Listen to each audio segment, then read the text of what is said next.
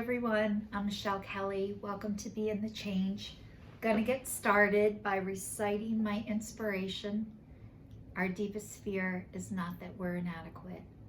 Our deepest fear is that we are powerful beyond measure. It is our light, not our darkness, which most frightens us. We ask ourselves, who am I to be brilliant, gorgeous, talented, and fabulous? Actually, who are you not to be? You are a child of God.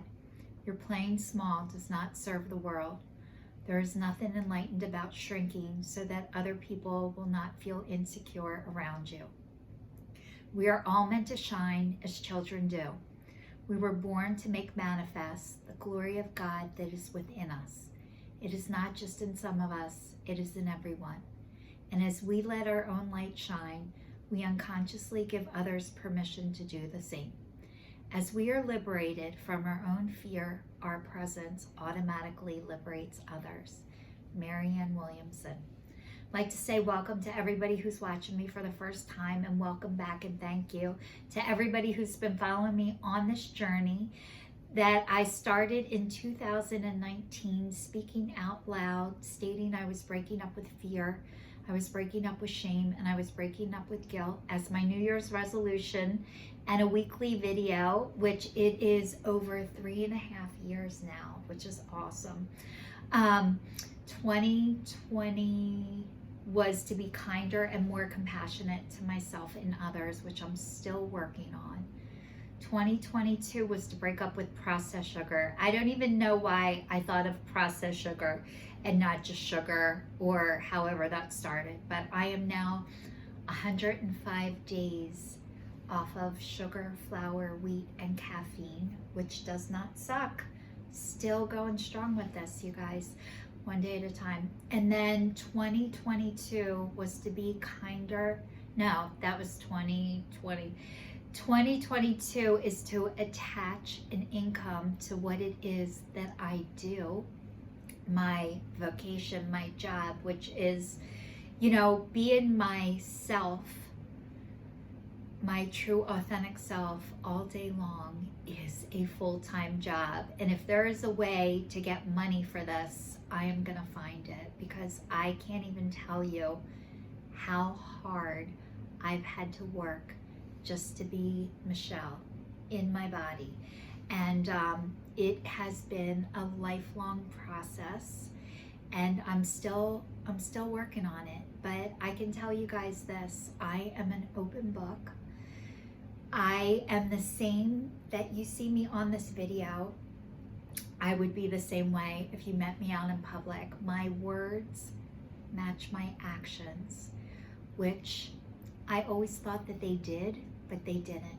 And they do now, and that has been a journey that I've been on ever since I've been 18, where I was able to get sober since I've been 18 years old, which is a miracle and a gift. And it didn't feel like a gift. Like every single time, the hardest things in my life have been gifts, but they don't feel like a gift when I'm in them.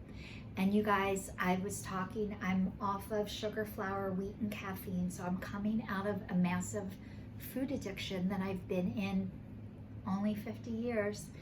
And I came out of codependency, I came out of workaholism, I came out of, I quit cigarettes and alcohol and drugs. So you guys, when I tell you, it's funny because a few years ago when I was trying to do my videos and I had no idea how to do this stuff, how to record myself, how to put it on YouTube, how to put it on Facebook, how to tag people.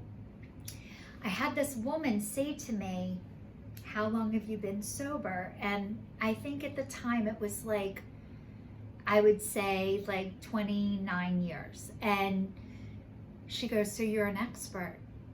And I'm like, no, I'm not an expert. I don't want to be called an expert. And then she's like, what if you went to a lawyer who was a lawyer for, 29 years? Is he supposed to be? I'm like, well, he freaking better be. You should be an expert, but not me. And I can tell you, I am an expert in the addiction field because I've had them, I have them, I'm working through them, and I'm coming out on the other side, which is, it's hard. I'm not gonna lie. This life is not an easy life. Depression, anxiety, all of that stuff, everything that was in my body is still there. And you guys, I've been sharing that I had COVID about 40, I think today's day 41, but I have long COVID, and I chose not to get vaccinated. And part of my guilt, shame, and fear, I want to talk to you guys about that, because one of the reasons why I chose not to get vaccinated is I just wanted to wait and see. I wanted to wait and see what the side effects were. You know, when I was growing up and I wanted to do everything that everybody else wanted to do, I remember my dad saying, if everybody jumps off a bridge, are you going to? This is the first time I didn't jump off the bridge. And I'm not judging anybody who's a bridge jumper, because I used to be a bridge jumper too. And it's taken a long time for me to learn how to not do things that aren't good for me until the time is right, and not to let other people guilt me or shame me into doing something that I'm not ready to do. And so I started to wonder when I got COVID 41 days ago, oh shit, should I have gotten vaccinated? Would I have been different? Would I have been less sick? And honestly, I don't know. I don't know the answer to it, but I'm glad I listened to myself. And it wasn't the right time for me to get vaccinated. And I will do it when I'm ready, but not because somebody is going to blame me or shame me or guilt me into it, because that doesn't work for me. And I don't want it done to me, and I don't want to do it to anybody else.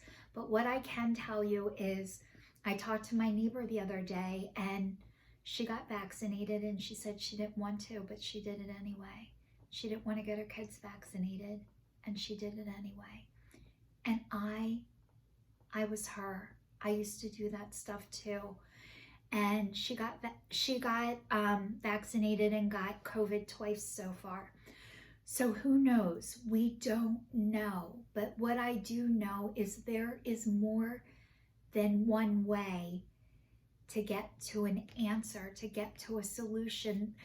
Everything isn't black or white, right or wrong, good or bad, on or off. I used to be that way. And the longer I've stayed on this recovery journey road, my switch has been turned on and can no longer be shut off.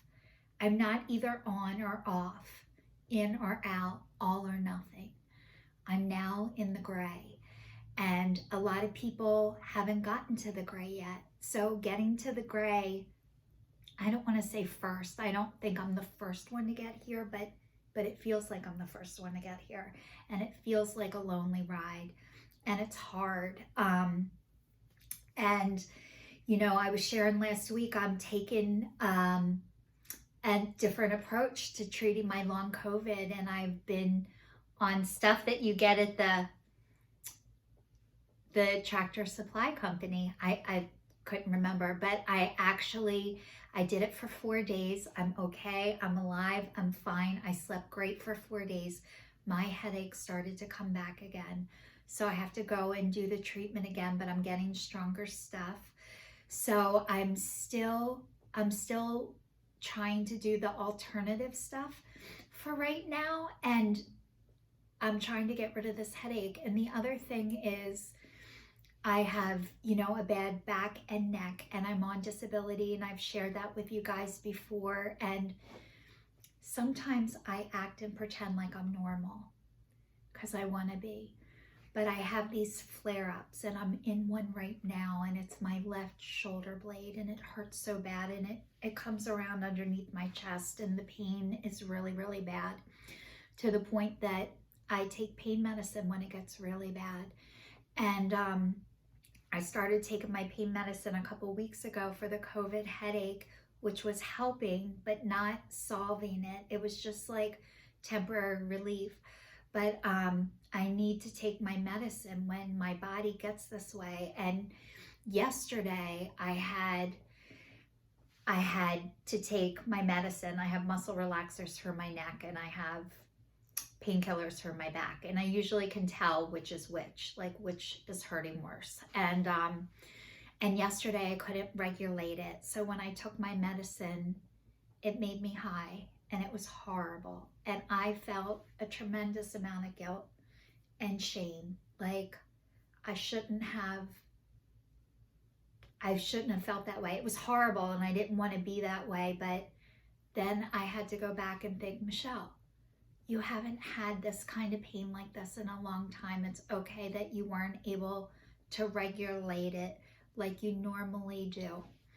And expecting myself to be good at things I never learned how to do, or things that I have to live through, and the judgment, how I used to judge myself is how I judged other people. And I would think, and I used to think this years ago until it happened to me, if you took pain medicine or muscle relaxers and you're in recovery, you're not really sober. And what I found out is that's not true. I'm still sober and I'm doing the best I can with what I have. And I still feel guilt. I still feel shame. And I still feel fear, but I can work through it. And the only way for me to work through things is to talk about them. Stuffing it and not telling people does not work. It makes you sick, and it comes out in our bodies first. And when my body speaks to me, I can't not listen to it. It kept getting louder and louder. But what I can tell you is every time I've talked about what is going on with me, people come up to me and say, that happened to me too. Or, oh my God, thank you for saying that. I felt that way too. And I feel that way when other people talk. So talking through stuff is so helpful. And telling you guys about my COVID experience and how I'm still suffering. And it is not as bad as it was, but I still have to lay down after being up for like 2 hours. I'm exhausted. The fatigue that has been coming on, the headaches have not been as bad since I did my Tractor Supply stuff last week, but I still started to have them.